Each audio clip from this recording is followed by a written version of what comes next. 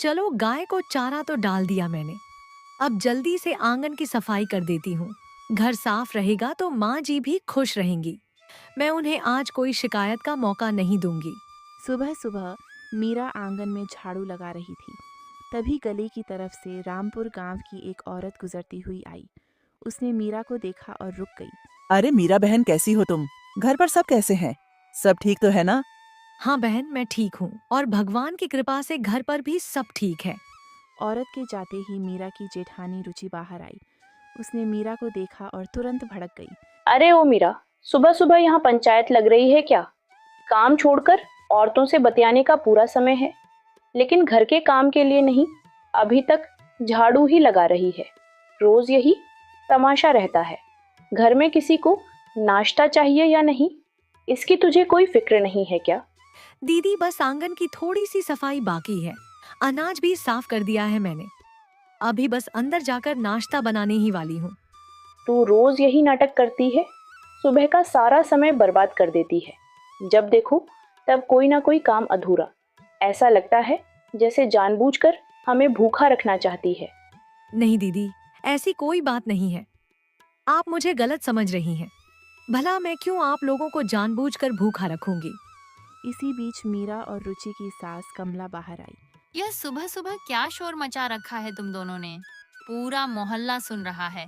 तुम दोनों को लड़ना ही है तो घर के अंदर लड़ो। यहाँ मोहल्ले में मेरी नाक मत कटवाओ। माँ जी, देखिए ना, सुबह सुबह काम छोड़कर गली की औरतों से बातें कर रही है। यह मीरा अभी तक झाड़ू लगा रही है। नाश्ता बनने का कोई ठिकाना नहीं है। अरे अभी तक झाड़ू ही लगा रही है। दिन चढ़ाया है। काम चोर कहीं की। बहुत फुर्सत है तुझे। घर का काम पड़ा है और तू गपशप कर रही है। माँ जी, बस 2 बातें हुई थी। मैं काम ही कर रही थी। बस थोड़ा सा काम बचा है। अभी अंदर जाकर नाश्ता बना देती हूँ। हर बात का जवाब है तेरे पास। जा अंदर जा और जो कहा है वो कर। यहाँ खड़ी होकर मेरा मुंह क्या देख रही है? वैसे माँ जी, आज मेरा तो पकौड़े खाने का बहुत मन कर रहा है। बहुत दिन हो गया कुछ अच्छा सा खाए हुए। मीरा तो कुछ ढंग का बनाती भी नहीं है। अरे हाँ बहू, आज तो पकौड़े बनने ही चाहिए। रुक जा, पहले नाश्ता कर लेते हैं, फिर इस गरीब की बेटी से पकौड़े भी बनवाएंगे। मीरा चुपचाप बिना कुछ कहे अंदर चली गई। उसने चूल्हा जला लिया और नाश्ता बनाना शुरू कर दिया। थोड़ी देर में नाश्ता तैयार हो गया। मीरा ने अपनी सास कमला और जेठानी रुचि को नाश्ता निकाल कर दिया और खुद बैठक में पोछा लगाने लगी। सारा काम करने के बाद मीरा नहाकर अपने कमरे में बैठकर नाश्ता खाने लगी। उसने 1-2 निवाला खाया। तभी अचानक कमला और रुचि उसके कमरे में आ गई। अरे बहू, तुम बाद में नाश्ता कर लेना, अभी जाओ। तुरंत प्याज के स्वादिष्ट पकौड़े बनाओ। आज गांव की औरतें आ रही हैं, सबके लिए बनाना है। ढेर सारे पकौड़े और साथ में हरी चटनी भी। माँ जी, अभी तो आप दोनों ने नाश्ता करा है। मैं अभी नाश्ता खाकर फिर पकौड़े बना दूंगी। मैंने कल से कुछ नहीं खाया है। मुझे बहुत भूख लगी है। अरे बाप रे, देखो, अब तो ये हमारे खाने पर भी नजर लगा रही है। कितनी तेज जुबान है इसकी। आज तक मैंने माँ जी के सामने ऊंची आवाज में बात तक नहीं की, और यह तो सीधा मुंह पर इनकार कर रही है। अरे तेरी इतनी मजाल, तूने मुझे ना कहा। तेरी माँ ने तुझे सिखाया नहीं कि अपनी सास के साथ कैसे बात किया जाता है। आज तो तूने बदतमीजी की सारी हदें पार कर दी। अपनी सास को और ज्यादा गुस्सा दिलाकर रुचि चालाकी से हंसने लगी। माँ जी, मैं आपसे हाथ जोड़कर माफी मांगती हूँ। मुझे माफ कर दीजिए। मेरा वो मतलब नहीं था। मैंने पकोड़े बनाने के लिए मना नहीं किया।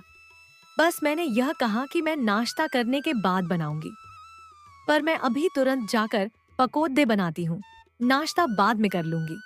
ठीक है, अब जाओ पकौड़े जल्दी बनाओ। गांव की औरतें आने ही वाली हैं। मीरा नाश्ता छोड़ाकर तुरंत पकौड़े बनाने रसोई में चली गई। मीरा ने बद्ध मेहनत से प्याज के ढेर सारे पकौड़े तैयार किए। साथ में उसने हरी चटनी भी पीस कर तैयार की। उसने गरम गरम पकौड़े थाली में सजाए और फिर बैठक में लेकर गई। गांव की औरतों के साथ कमला और रुचि भी बैठकर गर्मा गर्म पकौड़े और चटनी खाने लगे। सारी औरतें बातें करने लगीं, हंसी मजाक करने लगीं। अरे वाह मीरा बहन, तुम्हारे हाथों में तो जादू है। मैंने इतने स्वादिष्ट पकौड़े कभी नहीं खाए। तुम तो अन्नपूर्णा हो। तुम्हारा बहुत बहुत धन्यवाद बहन। मीरा की तारीफ सुन रुचि को बहुत जलन होने लगी। कुछ देर बाद रात हो गई। रात का खाना सबने खा लिया। फिर मीरा कुएं के पास बैठकर बर्तन मांज रही थी। वहीं आंगन के एक कोने में कमला अपनी चारपाई पर बैठी थी और पास में ही रुचि भी बैठी हुई थी। दोनों धीमी आवाज में बातें कर रही थी। माँ जी, मैं एक बात सोच रही थी। ये मीरा रोज सुबह सुबह उठकर घर का सारा काम निपटा देती है, फिर दिन भर ऐसे ही खाली बैठी रहती है जैसे इस घर की महारानी हो। हाँ बहू, तुम बिल्कुल सही कह रही है। सारा काम जल्दी निपटा कर बाद में सारा दिन आराम करती है। तो क्यों ना बहू उसका यह खाली समय काम में लगाया जाए। हमारी गाय है ना, क्यों ना उसका दूध निकाल कर रामपुर गांव में मीरा से बेचवा दें। अरे हाँ माँ जी, ये तो मैंने सोचा ही नहीं। हमारी गाय इतना अच्छा दूध देती है और हम यूं ही रहने देते हैं। माँ जी, मीरा सुबह सुबह ही सारा घर का काम कर लेती है, उसके बाद उसी से गाय दुहवाएंगे और फिर उसी को दूध बेचने भी भेजेंगे। कम से कम कुछ पैसे तो घर में आएंगे। बिल्कुल सही कहा। कल सुबह से ही यह काम उसी को सौंप देंगे। मैं उसे अभी बुलाकर कह देती हूँ। कमला जोर से आवाज लगाती है। मीरा, इधर आ, तुमसे कुछ जरूरी बात करनी है। कल से तू गाय का दूध निकालेगी और गांव में बेचने जाएगी ताकि घर में कुछ पैसे आए। तुम दोनों के पति शहर से कब लौटेंगे अभी कुछ पता नहीं। घर में पैसों की जरूरत है, इसलिए तुम्हें यह काम करना होगा। माँ जी, पर मैं तो गांव में ज्यादा लोगों को जानती भी नहीं हूँ। मेरे लिए सारे नए नए घर हैं। मैं कैसे सबके यहाँ जाऊंगी? अरे वाह, अब ये नया बहाना शुरू। दूध बेचने में कौन सी पढ़ाई लगती है? मोहल्ले की औरतों से बतियाना आता है, तो अब उनके घर जाकर हमारी गाय का दूध भी बेच ही सकती है तू। हाँ, कोई बहाना नहीं चलेगा। तो ठीक है बहू, तुम कल सवेरे घर का सारा काम निपटाकर गाय का दूध निकालकर बेचने जाना। ठीक है माँ जी, जैसा आप कहें मैं कल से इस नए काम की शुरुआत करूंगी। हे भगवान, मैंने माँ जी को हाँ तो कह दिया है, पर मुझे थोड़ा डर भी लग रहा है। पता नहीं क्या लिखा है मेरी किस्मत में। अब जल्दी सो जाती हूँ, सुबह जल्दी उठकर सारा काम निपटाना पड़ेगा। अगली सुबह 4 बजे भोर में अंधेरा अब भी पूरी तरह हटा भी नहीं था। मीरा उठ गई। बिना किसी को जगाए उसने झाड़ू उठाई, आंगन साफ किया, फिर बैठक में झाड़ू लगाई। उसने पूरा घर साफ किया तब तक सूरज निकल गया। तब उसने रसोई में जाकर सबके लिए खाना बनाया। फिर उसने एक साफ बर्तन उठाया और गाय के पास बैठ गई। उसने ध्यान से गाय का दूध निकाला। माँ जी, मैंने गाय का दूध निकाल दिया है और घर का सारा काम भी हो गया है। ठीक है बहू, अब यह दूध से भरी बाल्टी का सारा दूध डिब्बे में डालो और दूध बेचने निकल जाओ। आज पहला दिन है, अच्छे से काम करना, फिर घर आकर रात का खाना भी बनाना है तुम्हें। मीरा ने दूध से भरा डब्बा उठाया और धीरे धीरे गांव की तरफ निकल पड़ी। उसके कदमों में डर भी था और उम्मीद भी। भगवान, आप मेरी मदद करना। आज मैं किसी को शिकायत का मौका नहीं दूंगी। बस शांति से दूध बेचकर घर लौट आऊंगी। वह रास्ते पर आगे बढ़ ही रही थी कि अचानक उसकी नज़र सड़क किनारे बैठी एक गरीब औरत पर पड़ी। उस औरत के साथ 2 छोटे छोटे बच्चे थे। बच्चों के चेहरे मुरझाए हुए थे, आंखों में भूख साफ दिख रही थी, पर उस गरीब औरत की आंखों में एक अजीब सी गहरी चमक थी, जैसे वह मीरा के दिल के भीतर झांक रही हो। बहन, भगवान के लिए कुछ खाने को दे दो। मेरे बच्चे भूखे हैं। मैं बहुत गरीब हूँ। मैं लोगों के घर झाड़ू पोछा करती हूँ, फिर भी पेट भरने के लिए 2 वक्त की रोटी नहीं मिल पाती। दूध बेचकर पैसे तो मिल जाएंगे, लेकिन इन बच्चों को मैं भूखा नहीं देख सकती हूँ। थोड़ा दूध इन्हें दे देती हूँ। उसने डब्बे से दूध निकालकर एक घड़े में डालकर उस औरत को दे दिया। बहन, मेरे पास अभी कुछ खाने को तो नहीं है, पर तुम यह दूध रख लो। अपने बच्चों को पिला देना, उनका थोड़ा बहुत पेट तो भर ही जाएगा। बहन, भगवान तुम्हारा भला करे। तुम्हारे दिए इस दूध से आज मेरे बच्चों का पेट भर जाएगा। याद रखना, सच्चा दान कभी व्यर्थ नहीं जाता। यह सुनकर मीरा के चेहरे पर मुस्कान आ गई। फिर वह वहां से आगे निकल गई। थोड़ी देर में मीरा ने कुछ घरों में जाकर दूध बेचा। देखते ही देखते शाम हो गई। अंधेरा छाने लगा। मीरा घर लौटी। उसके चेहरे पर थकान थी। फिर भी वह चुपचाप घर के काम में लग गई।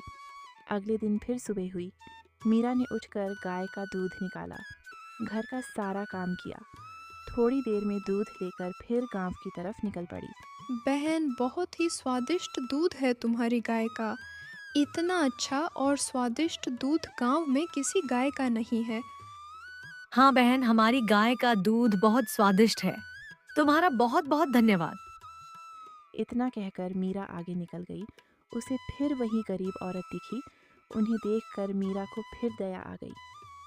मैं इन बच्चों को थोड़ा दूध तो दे ही सकती हूँ।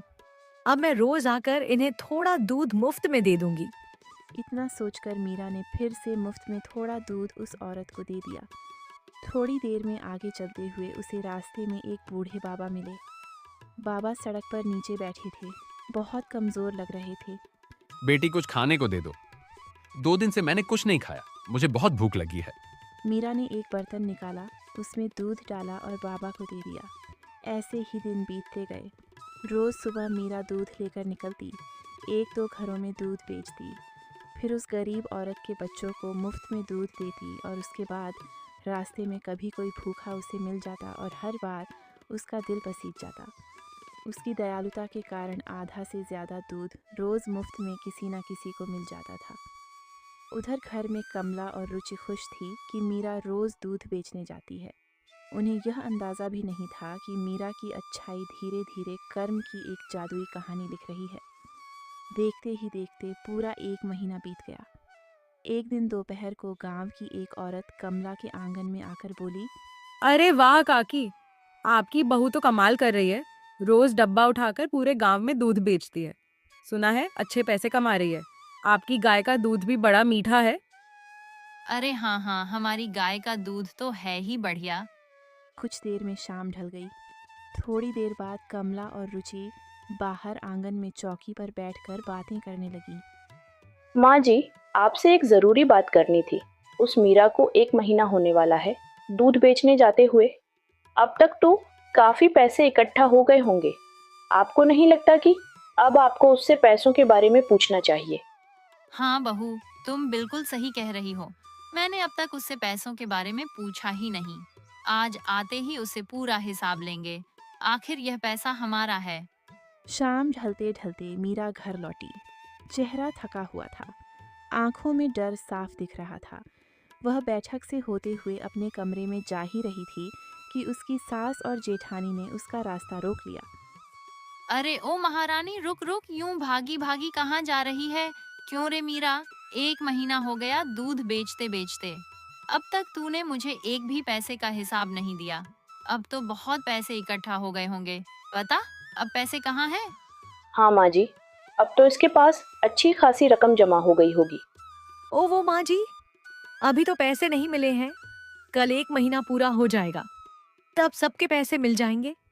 ध्यान रखना, कोई चालाकी मत करना, वरना तेरी खैर नहीं। मुझे पूरे दूध के पैसों का हिसाब चाहिए। 1 भी रुपया इधर उधर हुआ तो सोच लेना बहू। मीरा डर गई और चुपचाप अंदर अपने कमरे में चली गई। देर रात को वह अपने कमरे में बैठी चिंता में डूबी हुई थी। हे भगवान, मैंने तो आधे से ज्यादा दूध मुफ्त में दे दिया। बहुत कम पैसे इकट्ठे हुए होंगे। अगर माँ जी को पता चला तो वह बहुत गुस्सा करेंगी। पर मैं करती भी तो क्या रोज कोई जरूरतमंद मिल जाता था, या वह बेचारी गरीब औरत रास्ते में मिल जाती थी। मुझसे उनकी भूख देखी ही नहीं जाती थी। अगली सुबह मीरा ने मन कड़ा किया। आज उसने सोचा कि वह मुफ्त में दूध नहीं देगी। पूरा दिन वह घर घर जाकर दूध बेचती रही। उसकी सास के डर से उसने आज दूध मुफ्त में नहीं दिया, पर आज भी उस औरत के बच्चों के लिए उसने थोड़ा दूध दे ही दिया। शाम होते होते डब्बा खाली हो गया। अब रात हो गई थी। थकी हुई मीरा गांव के पुराने सरोवर के किनारे जाकर बैठ गई। उसने थैली खोली और पैसे गिनने लगी। हे भगवान, ये तो बहुत कम पैसे इकट्ठा हुए। इन्हें लेकर मैं घर कैसे जाऊं? माँ जी को क्या मुंह दिखाऊं? मुझे बहुत डर लग रहा है। मैंने अपनी बेवकूफी के कारण सब गड़बड़ कर दी। अब भगवान ही जाने मेरा क्या होगा। इधर मीरा चिंता में बैठी थी और उधर घर में कमला और रुचि बेचैन थी। इतनी रात हो गई पर वो मीरा अभी तक घर नहीं आई। आज तो पूरे महीने के पैसे मिलने वाले थे। कहीं वो पैसे लेकर भाग तो नहीं गई? मुझे भी यही लग रहा है। पैसे देखकर उसकी नीयत खराब हो गई होगी। बस एक बार वो घर तो आ जाए। दूसरी तरफ सरोवर किनारे बैठी मीरा सिसक सिसक कर रो रही थी। तभी अचानक सरोवर के पानी में एक तेज नीली रोशनी के साथ हलचल हुई। पानी के अंदर से एक बेहद सुंदर देवी बाहर आई। उसने चमकदार सुनहरे वस्त्र पहने थे। अरे आप कौन हो? क्या आप सरोवर की देवी हो? डरो मत मीरा, मैं सरोवर की देवी हूँ। मैं तो तुम्हारी मदद करने आई हूँ। तुम यहाँ बैठकर रो रही हो। पर मीरा, क्या तुमने मुझे पहचाना नहीं? मीरा ने हैरानी से देवी को देखा। तभी देवी का रूप बदला। वह वही गरीब औरत बन गई जिसे मीरा रोज दूध देती थी।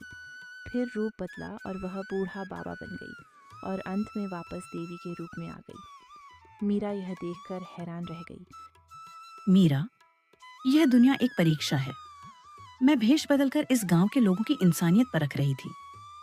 सबने मुझे दुत्कार दिया, लेकिन तुमने अपनी सास के ताने और सजा का डर भूलकर मेरे बच्चों का पेट भरा। कैसे अपने दुख से ज्यादा दूसरों का दुख समझा? पर देवी जी, मैं तो बहुत डरी हुई हूँ। मेरी सास और जेठानी मुझसे कल पैसों का हिसाब मांगेंगी और मेरे पास बहुत कम पैसे ही इकट्ठा हो पाए हैं। मीरा, तुमने जो किया वो बिल्कुल भी गलत नहीं था। तुम्हारे दिल में जो सच्ची दया है वही असली धन है। देवी ने अपने हाथों से एक मटका भरकर पानी निकाला और साथ ही पानी से एक चमकता हुआ दिव्य नीला कमल निकाला। मीरा, यह पानी मेरे हाथों से भरा हुआ है और यह कमल तुम्हारे कर्मों का प्रतीक है। तुम इसे अपने घर ले जाना और जहाँ तुम पैसे रखती हो वहाँ इस मटके के ऊपर इस नीले कमल को रख देना। और याद रखना, कल जो भी तुम्हें मिलेगा वो तुम्हारी मर्जी के बिना उसे कोई छू भी फुल नहीं पाएगा। मीरा चुपचाप घर आई। उसने देखा उसकी सास और जेठानी इंतजार करते करते सो गई हैं। वह सीधे अपने कमरे में गई और देवी के दिए हुए पानी से भरा मटका और नीला कमल अपनी पेटी के अंदर रख दिया, जहां वह पैसे रखती थी। अगली सुबह कमला और रुचि उठी और तुरंत ही गुस्से में मीरा के कमरे में गई। माँ जी, जरा देखिए तो अभी तक कैसे सो रही है। कल पैसे देने थे और इसे कोई फर्क ही नहीं पड़ता। अरे ओ महारानी, उठ रे, आज मैं पैसों का हिसाब लेकर ही दम लूंगी। दोनों ने जोर जोर से चिल्लाकर मीरा को उठाया। मुझे माफ कर दीजिए माँ जी, कल घर आने में देरी हो गई। वो पैसे वहाँ उस पेटी में रखे हैं। कमला और रुचि ने तेजी से पेटी खोली। जैसे ही पेटी खुली, एक तेज नीली रोशनी पूरे कमरे में फैल गई। अंदर का नज़ारा देखकर तीनों सन्न रह गईं। पेटी के अंदर रखा नीला कमल सोने का बन चुका था और मटके का पानी हीरे मोती और चमचमाते सोने के सिक्कों में बदल चुका था। हे भगवान, इतना सारा सोना, चांदी, हीरे, अरे वाह, ये सब मेरा है। वाह रे मेरी मीरा बहू, पर यह कैसे हो सकता है? पक्का इसने चोरी की है, क्योंकि दूध बेचने से इतना पैसा मिलना नामुमकिन है। माँ जी, मैंने चोरी नहीं की। मीरा ने सरोवर की देवी, गरीब औरत के भेष और नीले कमल का पूरा सच बता दिया। सारी बात सुनकर रुचि और कमला की आंखों में लालच आ गया। माँ जी, अगर देवी मीरा को यह सब दे सकती है तो हमें क्यों नहीं? चलो ना माँ जी, हम भी चलते हैं। उसी समय तुरंत कमला और रुचि अपने घर का एक बद्धा सा मटका लेकर उसी सरोवर के किनारे पहुंची और वहां बैठकर जोर जोर से रोने का झूठा नाटक करने लगी। तभी सरोवर के पानी में हलचल हुई और देवी बाहर आई। तुम दोनों कौन हो और क्यों रो रही हो? हम बहुत दुखी हैं देवी जी, हमारे पास कुछ भी नहीं है। हम दाने दाने को मोहताज हैं, हमें भी आपकी मदद चाहिए। ठीक है, मैं तुम्हें भी एक मटका देती हूँ और साथ में यह लाल रंग का कमल। इसे वहां रखना जहां तुम अपने बचे हुए असली गहने और पैसे रखती हो।